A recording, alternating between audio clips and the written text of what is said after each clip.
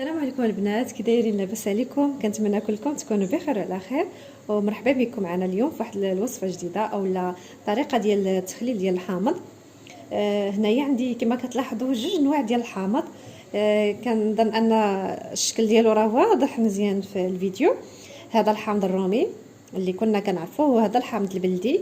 الحامض البلدي صراحه قليل، كيكون قليل في السوق بزاف، يعني قليل كتلقاه، واكثريه كيكون في مدينه مكناس، كيكون متواجد كثره او اقليم الخميسات. حيت الا كنتو شفتوا واحد الفلوق كنت درتو لكم في الجريده ديال جدي في العربيه، راه هذا منه جبتو هذا الحامض. تبارك الله كان كله مدليت فوق الارض، طايح حتى لتحت حتى الارض، وكان هاز مزيان. المهم حتى نحط لكم اللين باش تشوفوا، الا بغيتو تخضروا شويه عويناتكم في الجريده بطبيعه الحال، وتشوفوا يعني باش كتميز اقليم الخميسات.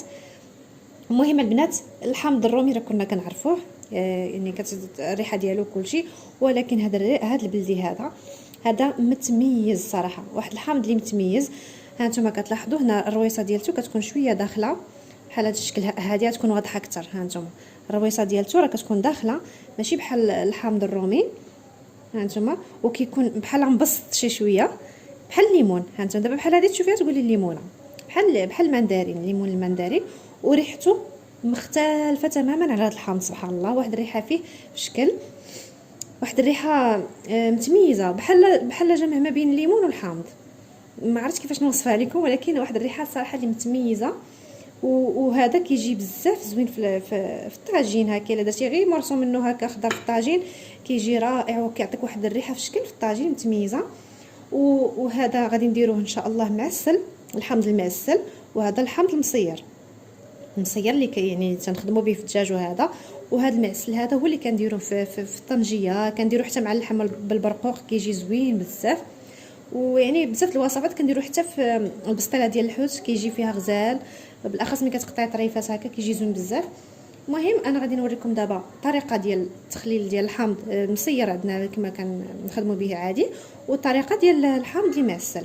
خليكم معايا باش نوريكم الطريقه ان شاء الله. اول حاجه البنات كنحتاجوا شي قرعه ديال الزاج، تكون بحال هذا الشكل هذا. من الاحسن تكون ديال الزاج، ما ديروش بلاستيك. وغادي نحتاجوا كذلك الملحه وزيت المائده. انا نبداو الطريقه الاولى، غادي نبداو بالحامض المصير، يعني الطريقه العاديه، عاد ندوزو باش نوريكم الطريقه ديال الحامض المعسل. البنات دابا كناخذوا الحامض ديالنا، ندوزو واحد الموطور بعدا صدعنا كناخذوا الحامض ديالنا، كنديروا فيه واحد الشريطه بحال هكا، تحت بحال هكا، وغادي نحاولوا نستفوه، الى نحاولوا نستفوه هكا واقف باش ما ياخذلناش البلاصه بزاف. المهم غادي نبداو بدوك الحبات الصغار على هذا الشكل. الحامض ديالنا يكون مغسول ونقي هكا، غير شريطه صغيره هنايا باش ديك الملحه كتدخل ليه بهذا الشكل. غنتبع كاع دوك الصغار من التحت ونصطف الكبار باش يجيو واقفين. صراحه غير من هذا ديال القريعه كيجي زوين، كتزينوا به حتى دوك الرفوف د الكوزينه كيجيو زوينين، مع الحاره حتى هي. الحاره اللي كنت ديجا حتى هي صايبتها معاكم مخلاله، حتى الا بغيتو نخلي لكم الرابط ديالها في الوصف. صراحه ريحه الحامض كتحسي بواحد الانتعاش. نحاول نزحمهم شويه على هذا الشكل، وغادي نكمل بنفس العمليه ونتلاقى معكم البنات. المهم القرعه هادشي اللي زات ليا، داكشي اللي بقى غادي نديرو في شي قرعه اخرى ان شاء الله. وهنايا كنزيدو واحد الورقه ديال سيدنا موسى، انا كتعجبني نزيدها مع المخللات، كتجي زوينه صراحه. وغادي نزيد واحد 4 المعالق كبار ديال الملحه، نشتهم على هذا الشكل.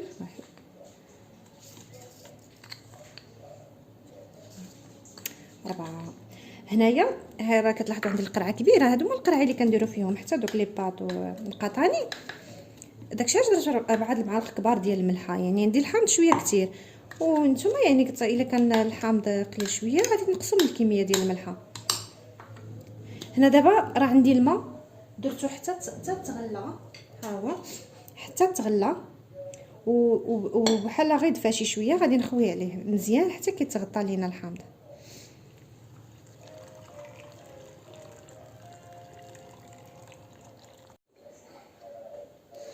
علاش درنا هذا الماء؟ المهم خص الماء يكون معقم.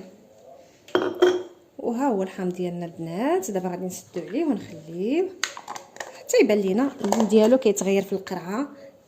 عاد غادي نعرفوه راه غادي نحاول نحرك شويه ديك الملحه باش تطلع حتى يبان لينا اللون ديالو بدا كيتغير، وكنعرفوا بان الحامض راه مصير وراه واجد باش تعملوه في الوصفات ديالكم وفي الدجاج ديالكم.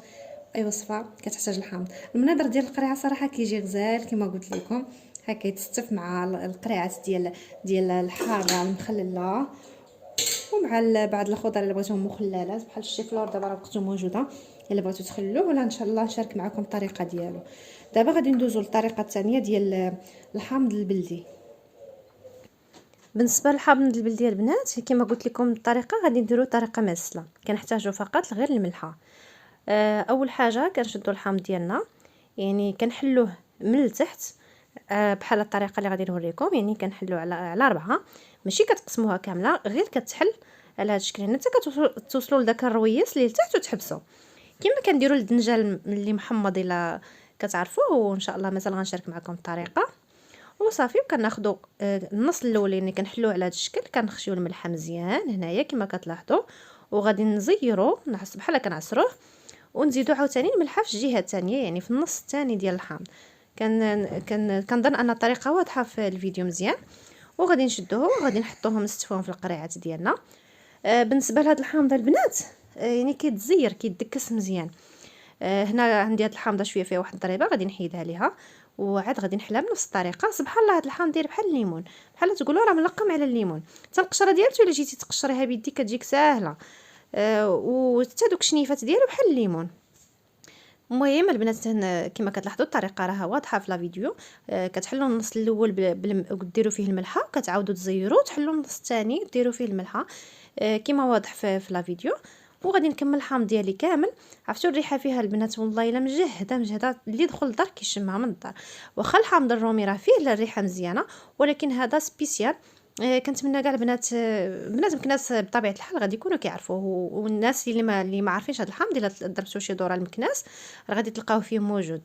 المهم البنات انا كنحاول ندكسو مزيان، يعني كل ما زيرتوه عرفتي علاش كل ما كيدكس كيطيب دغيا وكيطيب زوين. هنا البنات هانتوما لاحظتوا حاولت ندكسو ما امكن، وراه طلق تبارك الله شحال ديال العصير طلق لي لتحت. ما كفاتنيش قرعه وحده، راني زدت القرعه الثانيه حتى هي زيرتو مزيان. وهنايا كما كتلاحظوا غير بالملحه القرعي ديجا يكونوا عندي معقمين، وغادي نسدو عليهم مزيان. هذا الحامض البنات هذا الحامض اللي واجد عندي في الدار، بغيت نوريه لكم باش تشوفوا يعني كيفاش كيجي داك الحامض المصير. هذا الحامض الرومي هكا كيجي مصير بحال اللي كيتباع تماما، كيجي غزال وشاد راسو، ما كيجيش داك الحامض اللي تيكون هاري. كنشوفوا بزاف صراحه شي ناس كيصايبوه كيجيهم داك الحامض هاري. هذا كيجي شاد راسو واقف مزيان وفيه ريحه زوينه تاكليه هكاك كيشهي. يعني كما كتلاحظ كما كتعرفوا كنديروا بزاف مع الدجاج في العماره ديال الدجاج في العماره ديال البسطيله. المهم البنات هذا هو الشكل النهائي ديال الحامض البلدي. ما بقاش عندي باش نوريكم كيفاش كيجي معسل. كنشكركم بزاف على المتابعه ديال لا فيديو. نتلاقاو في فيديو اخر ان شاء الله مع وصفه جديده. شكرا لكم بزاف على الدعم ديالكم.